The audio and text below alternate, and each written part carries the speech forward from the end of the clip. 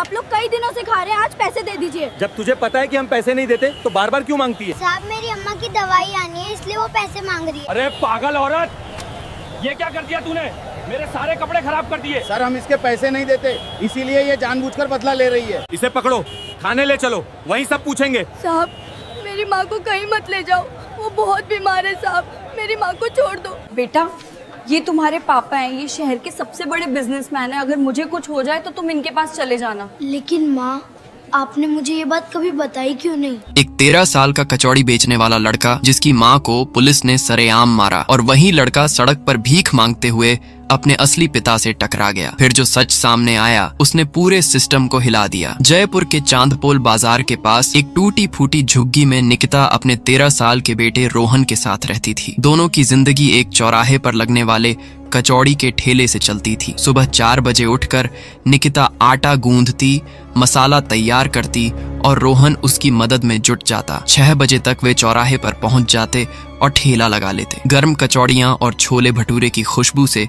चौराहा महक उठता। 10 रुपए की एक कचौड़ी, 20 रुपए के 2, 50 रुपए की प्लेट भटूरे की। रोहन ग्राहकों को आवाज लगाता, प्लेटें परोसता, पैसे संभालता। उसके हाथ तेल से चिकने रहते, कपड़े पुराने और फटे, लेकिन आंखों में अपनी माँ के लिए कुछ कर गुजरने का जज्बा था। निकिता की तबीयत कुछ महीनों से लगातार बिगड़ती जा रही थी। सीने में दर्द, सांस लेने में तकलीफ, कभी कभी चक्कर आ जाते। डॉक्टर ने जांच के बाद बताया था कि दिल की बीमारी है, ऑपरेशन की जरूरत पड़ेगी और खर्चा 1 लाख रुपए से ऊपर होगा। निकिता ने रोहन को कुछ नहीं बताया था, लेकिन रोहन समझ गया था। वह देखता था कैसे उसकी माँ रात में छुपकर दर्द से कराहती, कैसे दवाइयां छुपाती, कैसे मुस्कुराने की कोशिश करती। रोहन ने ठान लिया था कि वह किसी तरह पैसे इकट्ठे करेगा। वह सुबह ठेले पर काम करता, दोपहर में पास की दुकानों पर सामान ढोने का काम करता, शाम को फिर ठेले पर लौट आता। रात में जब निकिता सो जाती तो रोहन होटलों में बर्तन धोने चला जाता। 3-4 घंटे की नींद में ही उसका काम चल रहा था। निकिता को जब पता चला तो उसने रोहन को बहुत समझाया, लेकिन रोहन नहीं माना। उसने कहा था, माँ तुम्हारे इलाज के लिए मैं कुछ भी कर सकता हूँ। निकिता की आंखों में आंसू आ गए थे। वह सोचती थी कैसे उसकी जिंदगी यहाँ तक आ गई। कुछ साल पहले तक वह राहुल मेहता की पत्नी थी, जो शहर के नामी बिजनेसमैन थे। बड़ा घर, गाड़ियां, नौकर चाकर सब कुछ था। रोहन 3 साल का था जब राहुल और निकिता के बीच बातों बातों में झगड़ा शुरू हुआ। राहुल का बिजनेस में ध्यान ज्यादा रहता, घर की तरफ कम। निकिता को लगता कि वह और रोहन उपेक्षित हो रहे हैं। छोटी छोटी बातों पर तकरार होने लगी। एक दिन झगड़ा इतना बढ़ गया कि दोनों ने तलाक लेने का फैसला कर लिया। लेकिन रोहन का सवाल था, दोनों ही अपने बेटे से बेइंतहा प्यार करते थे। कोई भी रोहन को छोड़ने को तैयार नहीं था। मामला कोर्ट में गया। राहुल ने अपने वकीलों की पूरी फौज लगा दी, लेकिन कोर्ट ने फैसला निकिता के हक में दिया। 3 साल का बच्चा माँ के साथ रहेगा यह तय हुआ। राहुल टूट गया। उसने निकिता से गुजारा भत्ता देने की बात की, लेकिन गुस्से में निकिता ने मना कर दिया। उसने कहा, मुझे तुम्हारे पैसों की जरूरत नहीं, मैं अपने बेटे को खुद पाल लूंगी। राहुल ने समझाने की कोशिश की, लेकिन निकिता अपनी बात पर अड़ी रही। राहुल दिल्ली चला गया और वहाँ से उसका बिजनेस संभालने लगा। निकिता शुरू में अपने मायके चली गई, लेकिन वहाँ भी ज्यादा दिन नहीं टिकी। भाई भाभी के ताने सुनने पड़ते। उसने एक छोटा सा कमरा किराए पर लिया और छोटे मोटे काम करके गुजारा चलाने लगी। रोहन धीरे धीरे बड़ा होता गया। स्कूल में दाखिला हुआ, लेकिन पैसों की तंगी की वजह से पढ़ाई छूट गई। निकिता ने कोशिश की, लेकिन हालात ने साथ नहीं दिया। फिर एक दिन निकिता ने ठेला लगाने का फैसला किया। उसे कचौड़ी बनानी अच्छी तरह आती थी, घर में भी बनाती थी। उसने सोचा क्यों ना यही काम शुरू किया जाए। थोड़े पैसे जोड़कर उसने एक पुराना ठेला खरीदा और चौराहे पर कचौड़ी बेचने लगी। शुरू में बहुत मुश्किल हुई। लोग तरह तरह की बातें करते। कोई कहता, ये पढ़ी लिखी औरत ठेला क्यों लगा रही है। कोई कहता, पति ने छोड़ दिया होगा इसलिए। निकिता सब कुछ सुनती और चुप रहती। उसे बस अपने बेटे की परवाह थी। धीरे धीरे उसकी कचौड़ियां मशहूर होने लगीं। लोग स्वाद की तारीफ करते, ग्राहक बढ़ने लगे। रोहन भी बड़ा हो गया था और माँ का पूरा साथ देता था। दोनों मिलकर मेहनत करते और किसी तरह 2 वक्त की रोटी का इंतजाम हो जाता। लेकिन मुसीबतें यहीं खत्म नहीं हुई। चौराहे पर रोज सुबह शाम पुलिस की गश्त लगती थी। रविकांत, राजमोहन, रजनीश, राजीव, रमन 5 कांस्टेबल थे जो इस इलाके में तैनात थे। शुरू में वे भी ग्राहक बनकर आते और कचौड़ी खाते, पैसे भी देते थे, लेकिन फिर धीरे धीरे उनका रवैया बदलने लगा। एक दिन रविकांत ने कहा, अरे भाई हम तो रोज आते हैं तुम्हारे यहाँ, थोड़ी छूट तो मिलनी चाहिए। निकिता ने मुस्कुराकर कहा, साहब जो भाव है वही लगता है सबको। रविकांत चिढ़ गया। उसने कहा, देखो ज्यादा अकड़ मत दिखाओ, हम चाहें तो तुम्हारा ठेला यहाँ से हटवा सकते हैं। निकिता डर गई, लेकिन रोहन ने बीच में कहा, साहब हम कोई गलत काम नहीं कर रहे, हमारा लाइसेंस भी है। राजमोहन ने रोहन की तरफ देखा और बोला, छोकरा बड़ों के बीच में बोलता है, चुप रह वरना थप्पड़ मार दूंगा। रोहन चुप हो गया। निकिता ने कहा, साहब आप लोग आइए कचौड़ी खाइए, मैं जितना कम कर सकती हूँ करूंगी। उस दिन के बाद पुलिस वाले रोज आने लगे। कभी 10 रुपए में 3 कचौड़ी मांगते, कभी 50 की प्लेट में सिर्फ 20 रुपए देते। निकिता मना नहीं कर पाती क्योंकि उसे डर था कि कहीं ये लोग उसका ठेला न हटवा दें। फिर धीरे धीरे पुलिस वाले और बेशर्म होते गए। अब वे बिना पैसे दिए ही चले जाते। निकिता कुछ कहती तो रविकांत कहता, अरे कल दे देंगे, इतनी जल्दी क्या है। लेकिन कल कभी नहीं आता। एक हफ्ते में 4-5 बार वे आते और मुफ्त में खाकर चले जाते। रोहन को बहुत गुस्सा आता। वह कहता, माँ इनको साफ मना कर दो। लेकिन निकिता डरी हुई थी। वह कहती, बेटा छोड़ दे, हम गरीब लोग हैं, उनसे लड़ नहीं सकते। रोहन समझ नहीं पाता था कि यह कैसा इंसाफ है। पुलिस वाले जो लोगों की मदद करने के लिए होते हैं वही गरीबों को लूट रहे हैं। एक दिन की बात है, रविकांत, राजमोहन और रजनीश तीनों जीप से उतरे और ठेले के पास आए। रविकांत ने कहा, आज भूख बहुत लगी है, जल्दी से 5-5 कचौड़ी लगाओ और हाँ चटनी ज्यादा देना। निकिता ने झट से प्लेटें तैयार की और सामने रख दी। तीनों ने मजे से खाया और फिर जीप की तरफ बढ़ने लगे। रोहन ने हिम्मत करके कहा, साहब ऐसे।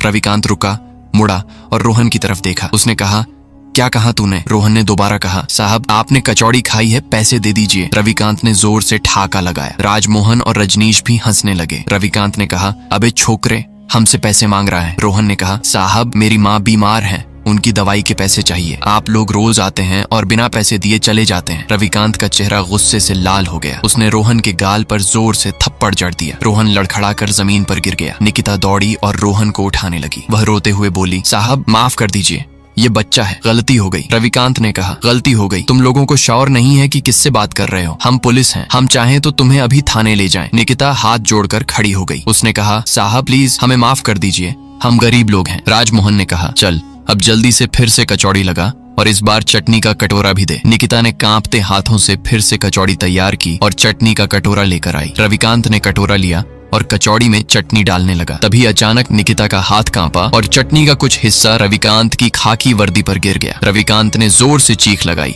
देख क्या किया तूने। उसने निकिता के गाल पर जोर से थप्पड़ मारा। निकिता चक्कर खाकर गिर गई। रोहन चिल्लाया, माँ, और उनकी तरफ दौड़ा। रविकांत ने कहा, ये जानबूझकर किया है इसने, हमने पैसे नहीं दिए इसलिए यह बदला ले रही है। निकिता रोते हुए बोली, नहीं साहब मेरे हाथ से गलती से गिर गई, मैं जानबूझकर नहीं की। राजमोहन ने कहा, चुप कर। उसने ठेले को धक्का दिया। कचौड़ियां और छोले की कढ़ाई जमीन पर गिर गई। रजनीश ने प्लेटें फेंक दी। सारा सामान बिखर गया। रोहन चिल्लाया, मत करो ऐसा, ये हमारी रोजी रोटी है। रविकांत ने रोहन को भी धक्का दिया और बोला, चुप रह, नहीं तो तुझे भी थाने में बंद कर दूंगा। चारों तरफ भीड़ जमा हो गई। लोग खड़े होकर देख रहे थे लेकिन किसी ने कुछ नहीं कहा। सब डरे हुए थे। पुलिस से कौन पंगा ले? रविकांत, राजमोहन और रजनीश जीप में बैठे और चले गए। निकिता और रोहन जमीन पर बैठे रो रहे थे। सारा सामान बर्बाद हो गया था। भीड़ धीरे धीरे छंटने लगी। कुछ लोगों ने सहानुभूति जताई लेकिन कोई मदद नहीं की। रोहन ने बिखरा हुआ सामान समेटना शुरू किया। निकिता ने कहा कि अब हम ठेला नहीं लगाएंगे। उस दिन का कमाया हुआ सब कुछ बर्बाद हो गया। रात में जब दोनों झुग्गी में लौटे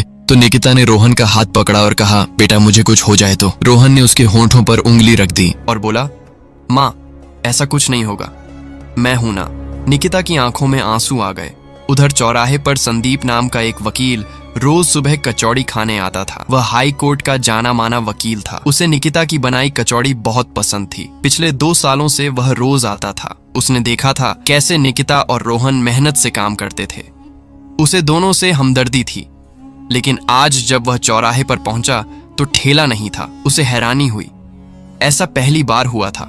उसने आसपास के लोगों से पूछा कि वह औरत और लड़का कहाँ हैं जो यहाँ कचौड़ी बेचते थे। एक दुकानदार ने बताया कि कुछ दिन पहले पुलिस वालों ने उनको बहुत मारा था और उनका सारा सामान फेंक दिया था। तब से वे यहाँ नहीं आए। संदीप का खून खौल गया। उसने पूछा, पुलिस वालों ने ऐसा क्यों किया? दुकानदार ने बताया कि पुलिस वाले रोज आते थे और मुफ्त में खाना खाते थे। एक दिन उस औरत के हाथ से गलती से चटनी एक पुलिस वाले की वर्दी पर गिर गई। बस उसके बाद उन्होंने बहुत मारा। संदीप ने पूछा, क्या किसी ने वीडियो बनाई थी? दुकानदार ने कहा, मुझे नहीं पता। संदीप ने और लोगों से पूछा। सब कहते थे कि हाँ हमने देखा था, लेकिन किसी के पास वीडियो नहीं थी। संदीप निराश हो गया। उसने सोचा, अगर कोई सबूत नहीं है तो केस कैसे लड़ेगा। वह वापस जाने लगा। तभी एक आदमी उसके पास आया और बोला, साहब आप कुछ पूछ रहे थे? संदीप ने कहा, हाँ मैं उस औरत और लड़के के बारे में जानना चाहता हूँ जो यहाँ कचौड़ी बेचते थे। आदमी ने कहा, साहब मेरे पास उस दिन की वीडियो है। संदीप की आंखें चमक उठी। उसने कहा, सच? आदमी ने कहा, हाँ साहब मैं यहीं पास में रहता हूँ। उस दिन मैं अपनी छत पर खड़ा था और मैंने सब कुछ देखा। मैंने अपने मोबाइल से वीडियो बना ली थी। संदीप ने कहा, मुझे वह वीडियो दिखाओ। आदमी संदीप को अपने घर ले गया और मोबाइल निकालकर वीडियो दिखाई। संदीप ने वीडियो देखी तो उसका खून खौल गया। वीडियो में साफ दिख रहा था कि कैसे पुलिस वाले बिना पैसे दिए कचौड़ी खा रहे थे, कैसे रविकांत ने रोहन को थप्पड़ मारा, कैसे निकिता के हाथ से चटनी गिरी, कैसे पुलिस वालों ने उसे मारा और ठेला फेंक दिया। वीडियो में आवाज भी रिकॉर्ड थी। रविकांत कह रहा था, नहीं देंगे हम तेरे पैसे, क्या कर लेगी बता। संदीप ने आदमी से कहा, यह वीडियो मुझे भेज दो। आदमी ने वीडियो संदीप के नंबर पर भेज दी। संदीप ने तुरंत फैसला किया कि वह इन पुलिस वालों के खिलाफ केस लड़ेगा। उसने वीडियो को सोशल मीडिया पर डाल दिया और साथ में लिखा, ये हैं हमारे रक्षक जो गरीबों को लूटते हैं, मारते हैं और उनकी रोजी रोटी छीन लेते हैं। इन पुलिस वालों के खिलाफ मैं केस दर्ज कर रहा हूँ। वीडियो रातों रात वायरल हो गई। लाखों लोगों ने देखा, हर जगह चर्चा होने लगी। मीडिया ने भी उठाया, न्यूज चैनलों पर बहस होने लगी, लोग पुलिस की आलोचना करने लगे। पुलिस विभाग में हड़कंप मच गया। संदीप ने कोर्ट में केस दर्ज करवा दिया। रविकांत, राजमोहन, रजनीश, राजीव, रमन, अनिल, आशीष, नवीन, प्रदीप और मनोज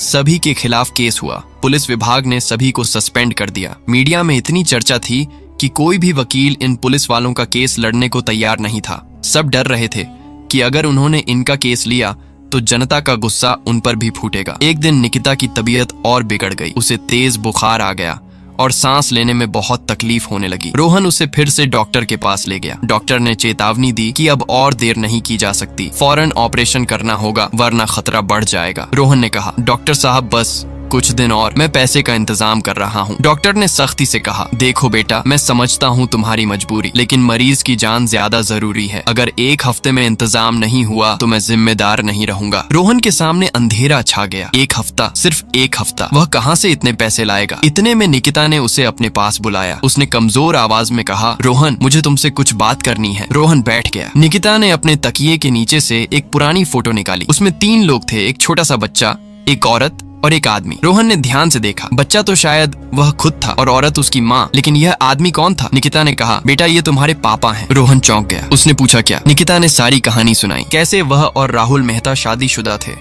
कैसे रोहन का जन्म हुआ, कैसे झगड़े हुए और कैसे तलाक हो गया।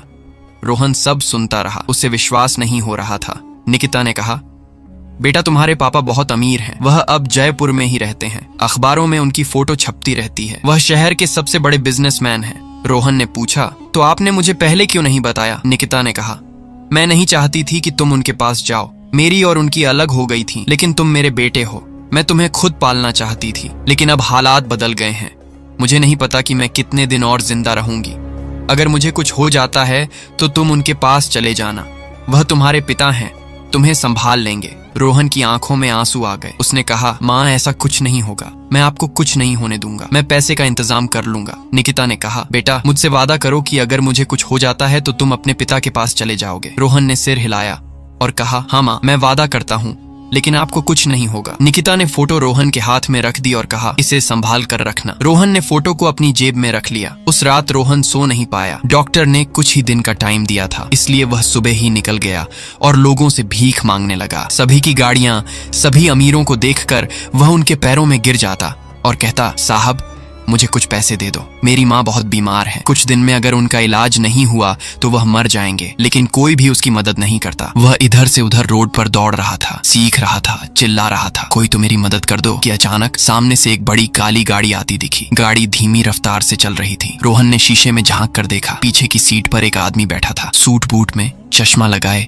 फोन पर बात कर रहा। रोहन की नजर उस आदमी के चेहरे पर पड़ी। एकदम से उसे लगा कि यह चेहरा उसने कहीं देखा है। उसने झट से जेब से फोटो निकाली और देखा। दिल की धड़कन तेज हो गई। ये तो वही आदमी है जो फोटो में है। ये तो उसके पिता हैं, राहुल मेहता। रोहन की समझ में नहीं आया कि क्या करे। गाड़ी आगे बढ़ने लगी। रोहन ने सोचा, अगर अभी नहीं रोका तो फिर कब मिलेंगे। उसने जोर से चिल्लाया, पापा रुकिए, और गाड़ी के सामने दौड़ कर आ गया। ड्राइवर ने ब्रेक मारा, गाड़ी रुक गई। ड्राइवर गुस्से से बाहर निकला और बोला, अंधा है क्या? गाड़ी के सामने आ गया। राहुल मेहता ने शीशा नीचे किया और पूछा, क्या हुआ? रोहन उनके पास गया और हाथ जोड़कर बोला, साहब मेरी माँ बीमार है, मुझे 1 लाख रुपए चाहिए, कोई मेरी मदद कर दो। राहुल ने उस गंदे फटे कपड़ों वाले लड़के को देखा। उसे थोड़ी हैरानी हुई। उसने कहा, बेटा तुम किसी और से मदद मांगो, मैं अभी बिजी हूँ। रोहन ने कहा, नहीं साहब आप ही मेरी मदद करो। देखिए ये फोटो, मेरी माँ ने कहा था कि आप मेरे पापा हैं। रोहन ने फोटो राहुल के सामने कर दी। राहुल ने फोटो देखी और उसके हाथ से फोन गिर गया। ये तो उसी के घर की फोटो थी जिसमें 3 साल का रोहन, निकिता और वह खुद थे। उसने तेजी से गाड़ी का दरवाजा खोला और बाहर आया। उसने रोहन को देखा। 13 साल का लड़का, फटे कपड़े, चेहरे पर मैल, लेकिन आंखों में वही मासूमियत जो उसके बेटे में थी। राहुल ने कांपते हुए हाथों से रोहन के कंधे पकड़े और पूछा, तुम कौन हो? रोहन ने कहा, मेरा नाम रोहन है। राहुल के पैरों से जमीन खिसक गई। रोहन, उसका बेटा। उसने रोहन को गले से लगा लिया और फूट फूट कर रोने लगा। वह बोला, बेटा, मैं तुझे कब से ढूंढ रहा हूँ। मैं पुराने घर गया था, मैंने तेरी नानी से पूछा, मैंने हर जगह तलाश की, लेकिन तुम्हारा कहीं पता नहीं चला। तुम कहाँ थे बेटा? रोहन भी रो रहा था। उसने कहा, पापा, मैं और माँ यहीं हैं, हम ठेला लगाते हैं। माँ बीमार है, उनका ऑपरेशन होना है, 1 लाख रुपए चाहिए। राहुल ने रोहन का चेहरा पकड़ा और कहा, बेटा, तुम चिंता मत करो, मैं हूं ना। तुम्हारी माँ कहाँ है? रोहन ने कहा, अस्पताल में। राहुल ने तुरंत कहा, चलो हम अभी वहीं चलते हैं। उसने ड्राइवर से कहा, गाड़ी निकालो, अस्पताल चलना है। रोहन गाड़ी में बैठ गया। राहुल उसका हाथ पकड़े बैठा था। वह बार बार रोहन को देख रहा था। उसे विश्वास नहीं हो रहा था कि उसका बेटा उसे मिल गया। 10 साल बाद। 10 साल में कितना कुछ बदल गया था। उसका छोटा सा बेटा अब 13 साल का हो गया था और किस हाल में था। फटे कपड़े, गंदा चेहरा, हाथों में छालें। गाड़ी अस्पताल पहुंची। राहुल और रोहन दौड़ते हुए अंदर गए। रोहन ने बताया कि उसकी माँ किस वार्ड में है। दोनों वहां पहुंचे। निकिता बिस्तर पर लेटी हुई थी, बहुत कमजोर दिख रही थी। रोहन ने कहा, माँ देखो, मैं पापा को ले आया हूं। निकिता ने आंखें खोली और राहुल को देखा। उसकी आंखों में आंसू आ गए। राहुल पास गया और बोला, निकिता, मैं आ गया हूं, अब तुम चिंता मत करो, मैं सब संभाल लूंगा। निकिता कुछ बोलना चाहती थी, लेकिन कमजोरी की वजह से आवाज नहीं निकल रही थी। राहुल ने फौरन डॉक्टर को बुलाया। डॉक्टर आया और राहुल ने कहा, मैं राहुल मेहता बोल रहा हूँ, ये मेरी पत्नी है, इनका फौरन इलाज शुरू करो, पैसों की कोई चिंता मत करो। डॉक्टर ने राहुल मेहता का नाम सुना तो हैरान रह गया। पूरे शहर का सबसे बड़ा बिजनेसमैन। उसने तुरंत कहा, जी सर, मैं अभी इंतजाम करता हूँ। राहुल ने फौरन 1 लाख रुपए जमा करवा दिए। डॉक्टरों की टीम बुलाई गई। निकिता को ऑपरेशन थिएटर में ले जाया गया। राहुल और रोहन बाहर बैठे इंतजार कर रहे थे। रोहन राहुल से लिपट कर रो रहा था। राहुल उसे संभाल रहा था और कह रहा था, बेटा, सब ठीक हो जाएगा। अचानक राहुल के मोबाइल पर एक मैसेज आया। उसने मोबाइल खोला तो एक वीडियो लिंक था, किसी ने उसे भेजा था। उसने वीडियो प्ले की। वीडियो में चौराहे पर पुलिस वालों द्वारा निकिता और रोहन के साथ की गई मारपीट दिख रही थी। राहुल के हाथ से मोबाइल गिर गया। उसकी आंखें फटी की फटी रह गईं। ये क्या था? उसने वीडियो फिर से देखी। उसका खून खौल गया। उसने रोहन से पूछा, बेटा, ये क्या है? रोहन ने वीडियो देखी और सब कुछ बता दिया। कैसे पुलिस वाले रोज आते थे, कैसे बिना पैसे दिए खाना खाते थे, कैसे उस दिन चटनी गिर गई थी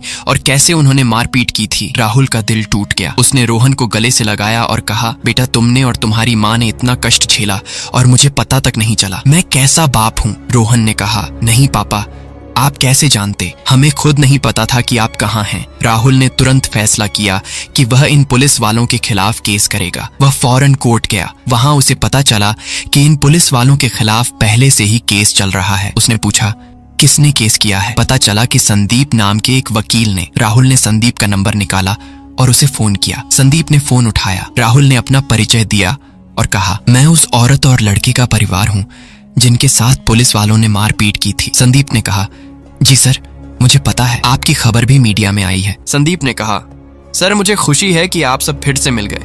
कोर्ट में अगली सुनवाई के दिन राहुल भी गया। जज ने उसे देखा तो हैरान हुआ। राहुल मेहता शहर का सबसे बड़ा बिजनेसमैन। जज ने पूछा, मिस्टर मेहता, आप यहाँ? राहुल ने कहा, जज साहब, ये केस मेरी पत्नी और बेटे से जुड़ा है, मैं भी गवाह बनना चाहता हूँ। जज ने कहा, ठीक है। सुनवाई हुई। संदीप ने सारे सबूत पेश किए। वीडियो दिखाई गई। राहुल ने अपना बयान दिया कि कैसे उसका बेटा उसे सड़क पर भीख मांगते हुए मिला था और उसने सारी बात बताई थी। जज ने सब कुछ सुना और फैसला सुनाया। सभी पुलिस वालों को सजा और जुर्माना। फैसले के बाद राहुल और संदीप बाहर आए। राहुल ने संदीप से कहा, आपने बहुत अच्छा काम किया, अगर कभी आपको किसी चीज की जरूरत हो तो मुझे बताइएगा। संदीप ने मुस्कुराकर कहा, सर, आपकी खुशी ही मेरे लिए काफी है। राहुल अस्पताल लौट आया। निकिता अब ठीक हो रही थी। डॉक्टरों ने कहा कि कुछ दिनों में वह घर जा सकती है। राहुल ने रोहन से कहा, बेटा, अब तुम और तुम्हारी माँ मेरे साथ रहोगे मेरे घर में। रोहन की आंखों में खुशी छलक आई। उसने कहा, सच पापा? राहुल ने कहा, हाँ बेटा, बिल्कुल सच, अब हम तीनों साथ रहेंगे। कुछ दिन बाद निकिता को अस्पताल से छुट्टी मिल गई। राहुल उसे और रोहन को अपने घर ले गया। बड़ा घर, खूबसूरत बगीचा, नौकर चाकर, सब कुछ था। निकिता और रोहन हैरान थे। उन्होंने कभी सोचा भी नहीं था कि वे फिर से ऐसी जिंदगी जी पाएंगे। राहुल ने निकिता से कहा, निकिता, मुझे माफ कर दो, मैंने तुम्हें और रोहन को बहुत कष्ट में रहने दिया। निकिता ने कहा, नहीं राहुल, गलती मेरी भी थी, मैंने गुस्से में तुमसे पैसे लेने से मना कर दिया था। मुझे लगा था कि मैं अकेले ही सब संभाल लूंगी, लेकिन मैं गलत थी। राहुल ने कहा, अब जो हो गया सो हो गया। अब हम फिर से साथ हैं और मैं वादा करता हूँ कि अब कभी तुम्हें और रोहन को अकेला नहीं छोड़ूंगा।